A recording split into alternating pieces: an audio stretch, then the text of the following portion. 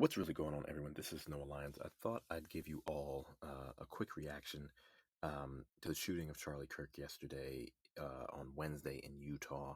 For those who don't know, Charlie Kirk was one of the most influential figures in American politics. His organization, Turning Points USA, was a force in Republican politics and allowed him to dictate political conversations that often had policy outcomes.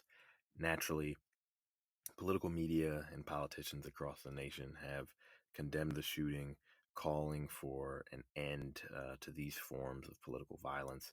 The media specifically have had a measured response that has depicted Charlie Kirk, rightfully so, as a power broker in American politics, but that only reveals a piece of the story. Meanwhile, my social media feed has contradicted the national narrative. It's resurfaced old videos of Charlie Kirk that present the full and blemished picture of his politics, which brought him popularity, wealth, and frankly, unrivaled political influence.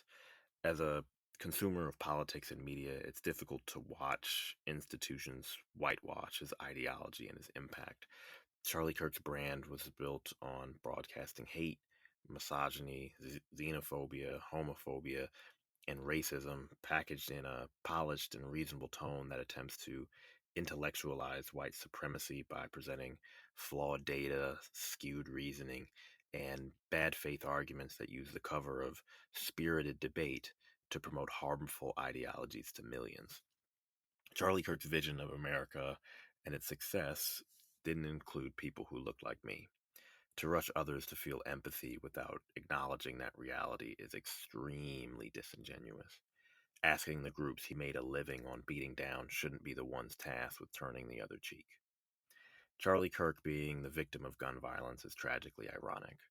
Over the years, I've watched him discuss gun how deaths from gun violence were a reasonable trade in exchange for the Second Amendment. His unfortunate and tragic passing is part of the culture he championed and often turned a blind eye toward when it fit his political interests. Increasingly, politics has become merged with broader pop culture, and right now our culture is one that's become desensitized to gun violence. Every day, there is a mass shooting incident somewhere in the country. Shortly after Kirk was shot, another shooting happened at a high school in Colorado. Yesterday, on Thursday, there were shootings at UMass Boston and at the United States Naval Academy. Last month, children were shot and killed at a Catholic school in Minnesota.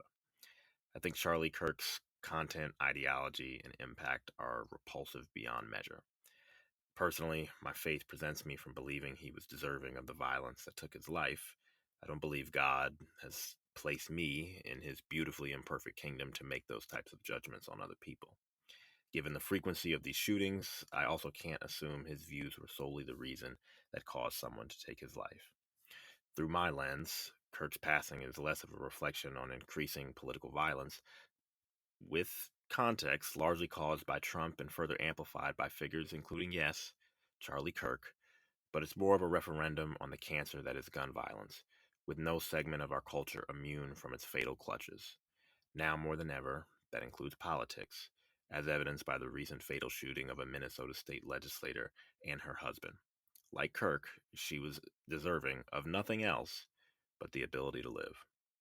In my view, the problem is standing right in plain sight: guns.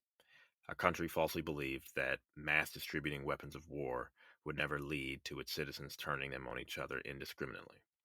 Our nation has the most gun deaths per year by a wide margin, not because Americans are more violent in nature, but because we simply have more access to weapons of uncontrollable violence.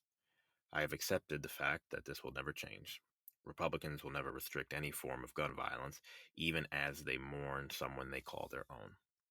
Personally, I don't believe in guns. Growing up in Washington, D.C., they were never used or discussed with positive intentions.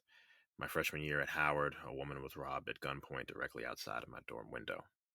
Years later, a high school friend of mine died from a still unsolved act of gun violence. I can believe that I am a well meaning citizen capable of understanding the responsibility of owning a firearm, but I think we often underestimate our capacity for the unthinkable, especially with life altering power within our grasp. The simple act of having access to firearms breeds violence, even for the most virtuous people.